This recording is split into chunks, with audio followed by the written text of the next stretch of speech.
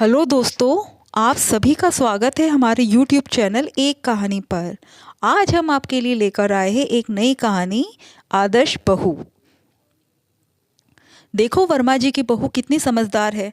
इसे कहते हैं एक आदर्श बहू। इसे कहते हैं माता पिता के संस्कार। अपनी सास ननद की कितनी सेवा करती है, सारे घर का काम कितनी तेजी से करती है। और एक मेरी बहू है जिससे कोई काम ठीक से नहीं होता। हाँ, जॉब वाली बहू है देखो, और तुम्हारी बहू को देखो कुछ नहीं करती।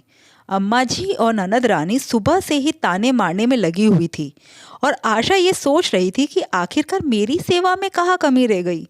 हमेशा दूसरों की बहुओं का ही पलड़ा हमसे भारी क्यों रहता है। आस पड़ोस में शादी क्या होती है, अम्मा जी के तेवर ही बदल जाते हैं। दूसरों की बहू में आदर्श बहू नजर आने लग जाती है और खुद की बहुओं में 10 कमियां। आशा अम्मा जी की बड़ी बहू। अम्मा जी कहने को तो 65 वर्ष की है, लेकिन आस पड़ोस के लोग उन्हें इसी नाम से पुकारते हैं। काफ़ी पहले ही उनके पति इस दुनिया से सिधार चुके हैं। उनके 2 बेटे हैं, बड़ा बेटा रमेश और बहू आशा, छोटा बेटा सुरेश, उसकी पत्नी अनीता। एक बेटी भी है मधु, जिसकी शादी तो हो चुकी है, लेकिन अम्मा जी की मेहरबानी तो देखो, ससुराल से ज़्यादा अपने पीहर में नज़र आती है। 2 प्यारे प्यारे पोते भी हैं। अम्मा जी को अपने बच्चे सर्वगुण संपन्न और बहुएं कामचोर नजर आती है। उनकी इसी आदत के चलते अनीता तो अपने पति के साथ दूसरे शहर में रहती है। कभी कभी किसी तीज त्योहार पर आना होता है तो इस कान से सुनकर उस कान से निकाल कर चली जाती है। लेकिन सास ननद की बातों को भुगतना तो आशा को पड़ता है। आशा की शादी को 7 साल हो चुके हैं, लेकिन उसके बावजूद भी आदर्श बहू बनते बनते वो अपनी पहचान कहाँ खो गए उसे पता ही नहीं चला। शादी से पहले जॉब करती थी, लेकिन शादी के बाद अम्मा जी ने 10 बहाने करके जॉब छुड़वा दी कि बाद में ज्वाइन कर लेना। जो जॉब छोड़ी, आज तक दोबारा ज्वाइन ही नहीं कर पाई। घर के कामों से ही फुर्सत नहीं मिलती। अम्मा जी के भाई के घर में शादी थी, तो वापस आने के बाद उनकी नई बहू के भी अम्मा जी ने खूब तारीफ के पुल बांधे। देखो, जॉब करने वाली बहू है, घर और जॉब दोनों संभालती है, और एक हमारी को देखो कुछ नहीं कर पाती। मेरे ही पल्ले ऐसी बहुएं क्यों पड़ी। ननद भी क्या कम थी, उसने भी आग में घी डालने का काम किया। अरे माँ, तू तो रहने ही दे। जब बैठे बैठे सब कुछ खाने को मिल रहा है तो कोई काम क्यों करे। एक बार तो मन में आया कि जवाब दे दो कि आप भी पीहर में क्यों पड़े हो, अपने ससुराल में जाकर काम क्यों नहीं करते, तो पता चले ना कि कौन कामचोर है। पता नहीं 2 दिन के अंदर नई बहू ऐसा क्या काम कर देती है जो उनकी सेवा चाकरी दिख जाती है।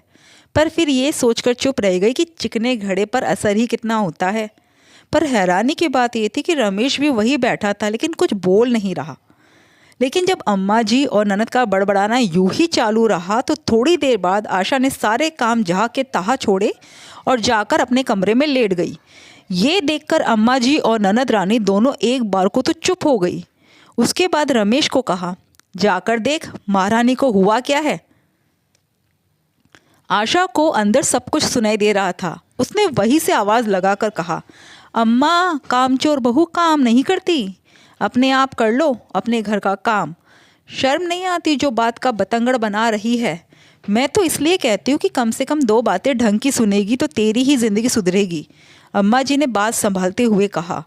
उनकी बात सुनकर आशा ने भी जवाब दिया, मैं का बतंगड़ बना रही हूँ, मैं तो आप लोगों की बात पर ही तो अमल कर रही हूँ। एक बात बताइए, मुझे कहाँ से लाते हैं आप ये आदर्श बहू का तराजू, और उस तराजू में हमेशा पलड़ा आपकी बहुओं का ही क्यों हल्का होता है। 7 साल हो गए आदर्श बहू बनते बनते, पर आज तक तो बन नहीं पाई।